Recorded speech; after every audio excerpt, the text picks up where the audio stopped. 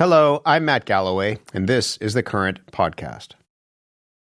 Thank you, Mr. President.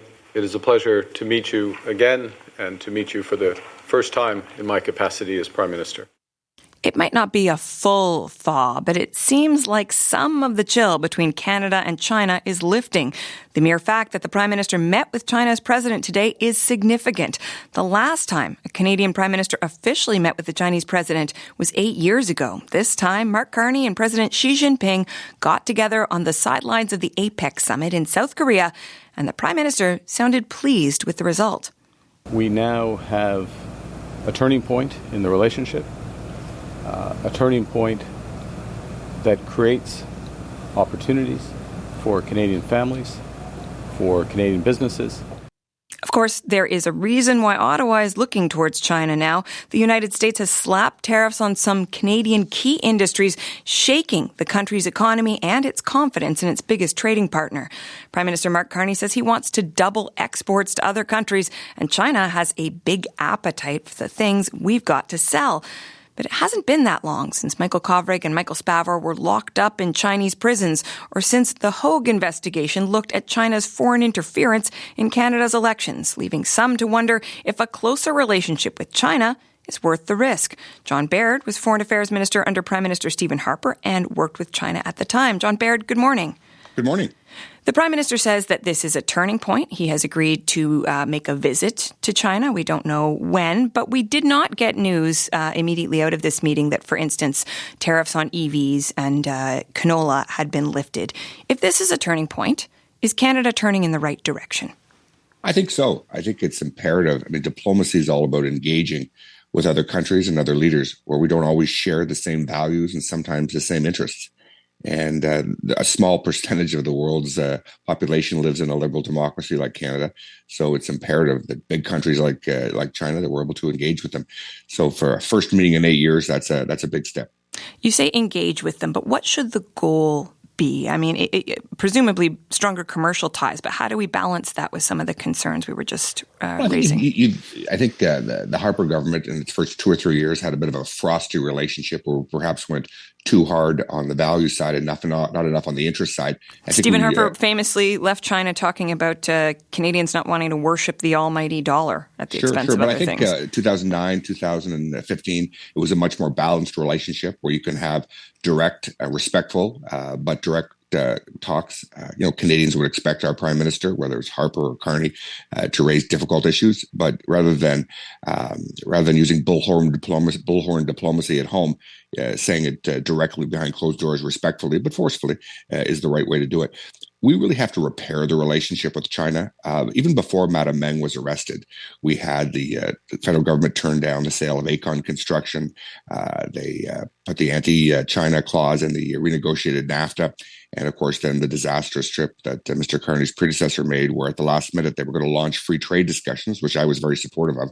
At the last minute brought in, a progressive trade deal, which literally Premier Lee sent him home early before the announcement could even be made. And the Madam Meng thing was obviously very bad for Canada, particularly for the two Michaels, but it was more the way that it was handled that I think got Beijing's ire. The idea that the Prime Minister is going to make a visit to China, tell us about the significance of that. What advice would you offer him for that visit? I think it's tremendously important. I guess the Prime Minister starts off with one thing in his corner. He's met Xi before. He's a known commodity, which is good. But I think John Manley, the former Foreign Minister and under the Chrétien government, told me, don't go to China. Go regularly. So for his foreign minister, that's something that's important because you need to build a relationship so that there's trust so that you can accomplish things. So I think a visit is a good thing. That's how you advance. That's how you advance our interests. And our interests are in trade and commerce, agricultural interests. But, on just about every international forum, we have to work with China. So whether it's on peace and security, reining in Iran, whether it's on climate change, whether it's at the G20, it's imperative that we have a constructive relationship, or at least we can advance those interests that we're like-minded on. And so I think a visit is a good thing. It also gives officials, a date to work forward to resolutions. We didn't get any wins today. I mean, it's very much like the meeting with Trump. The meeting went well, but no results for Canadians. But we'll see. Well, and let's talk a little bit more about some of the issues that are on the table. And one issue that I think is interesting in terms of embodying this question of what the right balance is, the balancing act that Canada is seeking on the economic front, is this question of the EV tariffs, right? Canada slapped tariffs on Chinese EVs, was following suit with what the Americans were doing. China retaliated with tariffs on Canada on seafood, pork, canola. Canada could remove those tariffs and expects, based on comments by the Chinese ambassador, that China would back off too. But this comes at a time when the Canadian government is deeply worried about Canada's auto sector. And the auto sector is saying, well, you can't allow a new flood of Chinese EVs, and that's just going to make things worse. How do you think the Canadian government should handle that? Well, with every action, there's a reaction. That's what we got when they slapped tariffs on our agricultural products. The real issue is not just the auto sector. It's that it was an initiative that President Biden and Prime Minister Trudeau did together, slap the EV tariffs on together to try to make sure that we had domestic assembly and production in North America. Well, and they suggested the Chinese government was committing mass oversupply because of the way it controls its market. They weren't just saying they wanted to protect the domestic market. It was good for us. They were accusing China of unfair practices to some extent. Well, now we've got the worst of both scenarios. We've got President Trump has been very clear. He wants all auto assembly to come from Canada be repatriated back to the United States. We've already seen two major facilities moving to the United States. We saw obviously the leak from Honda during the election campaign that its Alliston plant would close. So it's like we're going to get the worst of both worlds. If you travel around the world, though, the Chinese EVs are very popular. We spent some time in Dubai recently, and they're everywhere. And they're much more popular among consumers because they're less expensive and the value proposition is better. So if you want to fight climate change, obviously there's a major way to do it. What about another piece of this? China's been accused of trying to interfere in Canada's elections, spying, intimidating, and harassing people on Canadian soil. What do you say to Canadians who say, well, why would we want to get closer to a country who would do things like that? Well, listen, the government has said they want to double our trade with other countries other than the United States. So we've the first one, the biggest economy in the world, we're in trouble with. Now it's the second economy some people don't want to engage with. We have a major problems with India, which appears to be getting worse under this government with the slapping on agricultural tariffs just this week. We've got to deal with people we don't always share their values, and we've invested. Canada, under successive governments, both parties have invested a lot in this relationship over the last 55 years, and let's try to get it back on track. But go in with both eyes wide open. Don't not acknowledge that there are problems and then seek to address them.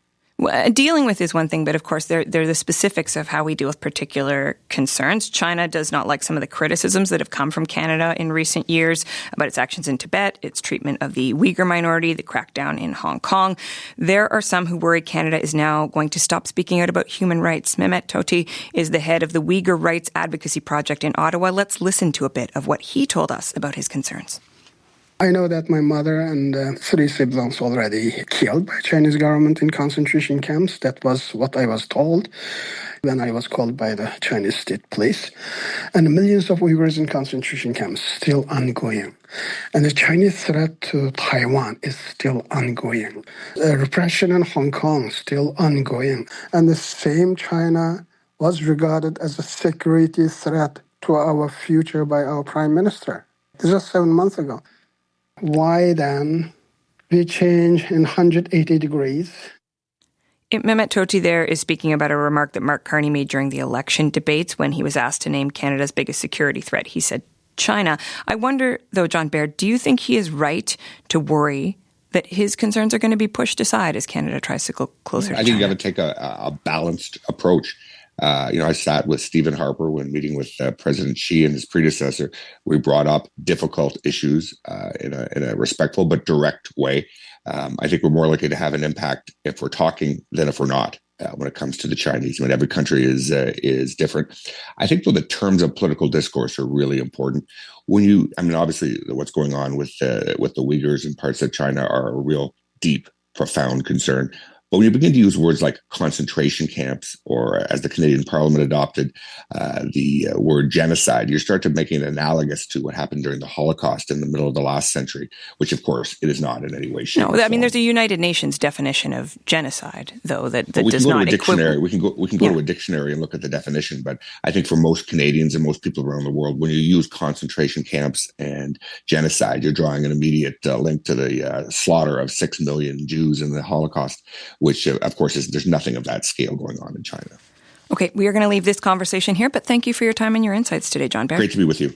John Baird was the Minister of Foreign Affairs from 2011 to 2015. He's now a senior business advisor at the law firm Bennett Jones.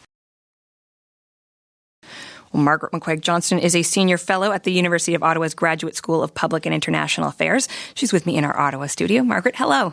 Good to see you again. What do you make of what has come out of this meeting? There's obvious enthusiasm on the part of the Prime Minister. He, in fact, said, in recent years, we have not been engaged. This is the first formal meeting. Distance is not the way to solve problems, not the way to serve our people. Pragmatic and constructive engagement is.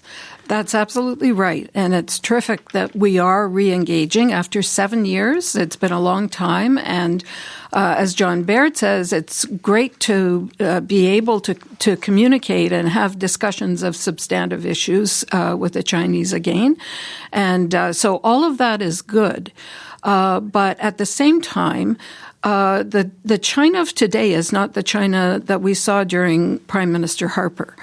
And this is what you're seeing with the concerns of Mehmet Toti, where, in my experience on the Uyghur issues, the Jewish community is really strong in support of the Uyghurs. That's really telling. And so, this is an area where we have to have a continuing concern. At the same time, it's good to get the economic discussions back on a firm footing. But the Prime Minister's right also to go cautiously. And we didn't see a big announcement today. And something is in the works, and we'll see what that is.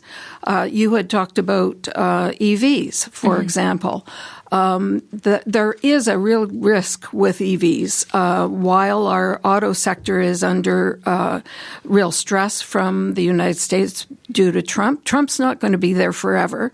And I think we will get to a point, 5 years down the road where we will still have an auto sector, but not if we have been bringing in Chinese EVs that are always priced 10 to 15% under the market price of their competition in the new market. I want to be really explicit here about a couple pieces of this because this relationship is so big. There are so many things happening. I wonder first, can you spell out for us what you believe the risk really is for Canadians if we get closer? We understand the benefit. It is selling more goods to the Chinese. It's helping our economy. What's at risk? Well, we have to look at what China's looking for the medium to long term. Their objective is to become the prominent economic power in the world. And by 2049, the anniversary of the Communist Party taking over in China. And they're taking major steps now to go that route. They also plan to take over Taiwan. Taiwan's a democratic country. It's an ally in many ways of Canada.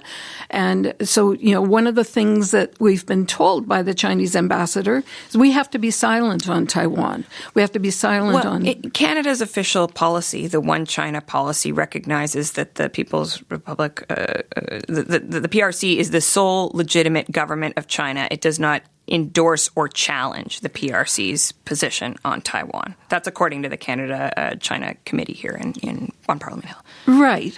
At the same time, we didn't, at the time when this change took place, we didn't say, China's in charge now. We said, we take note of, take note is important. We take note of that's China's position. We didn't take that position ourselves.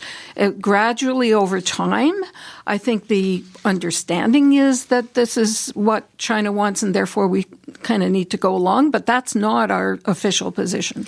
So those are some of the concerns, for instance, that we develop closer economic ties and things really go sideways and it puts us in a difficult position, sideways in Taiwan, for instance. What about protecting this country? I mean, we say, oh, well, we want the Prime Minister to be cautious, but concretely, what kind of guardrails can be put in place? Well, that goes back to the Prime Minister saying that China is our greatest geopolitical risk, and that hasn't changed. We've got a Chinese national in court this month for spying Hydro-Quebec. Hydro-Quebec, where the CEO until recently was Michael Sabia, now the clerk of the Privy Council. So there's a lot at risk, but I think we can set up guardrails. I think EVs, in my view, should be a non-starter because of the data risk. It's not just the data from the cameras and the microphones in the car itself. It's when you plug in your phone to recharge, it's downloading the data from the phone, and all of that goes back to China. That's got to be a concern. And so we need to look at an alternative to EVs, like opening up more energy investment instead of allowing EVs into Canada. Okay, we only have a few minutes left, but I do want to talk about another issue surrounding political pressure in China. Former Conservative MP Kenny Chiu lost his seat in the 2021 election after a misinformation campaign about him on social media platforms that was tied to China. The Hug Commission said it may have cost him his seat, although there was no way to prove it. Let's listen to what he told us about his concerns. I don't think people are forgetting the kind of political interference some of these countries like China and India had done to Canada. And that's why in 2024 they introduced Bill C-70, including a political influence registry, similar to what I advocated for, but they have never implemented it. And it's almost like it was a political hot potato that they just toss it around until the temperature cools down and they just sweep whatever dirt under the carpet. What do you think about the fact that foreign influence registry hasn't been set up? Do you endorse Mr. Chiu's analysis there? I do. I was an assistant deputy minister in the federal government, and I know it doesn't take more than 3 years to design and put in place something like that. We have them in Australia, the UK, the US, so we know what works. They've been working on regulations for about 1.5 years now, and at least that's what they say. I think they've been ready for a long time, and the government's been nervous about when it would reveal that. Well, and what do you do now as you are trying to get closer to China? Is that the time to stand up and say, we're doing this? I think after the Prime Minister's trip to China would be the right time to do it. And so I think, any time from now on, we should expect to see that registry in place. We've got about a minute left, Margaret, and I'd like to ask you in closing a question I asked John Baird. Presuming that this visit is happening soon, we don't have a timeline, but the Prime Minister's going over to China. What's the best piece of advice you would offer him? I would say focus on areas where collaboration is safe, where we know that there's low risk, like climate change. We co-chair an international research organization on climate change with China. International finance, which was apparently discussed today with the Prime Minister and the President. And, other sectors, potentially investment in energy in lieu of having a slew of cheap Chinese EVs enter our market at a time when our auto sector is under stress. But even with all these concerns, it is inevitable that we're likely to grow a bit closer to China now. We will. And there's a lot to be gained from that. But in areas, we just have to be cautious about how we do it. Okay. Thank you very much for your time this morning. My pleasure. Thanks for inviting me. Margaret McQuaig-Johnston is a senior fellow at the University of Ottawa's Graduate School of Public and International Affairs. You've been listening to The Current podcast. My name is Matt Galloway. Thanks for listening. I'll talk to you soon.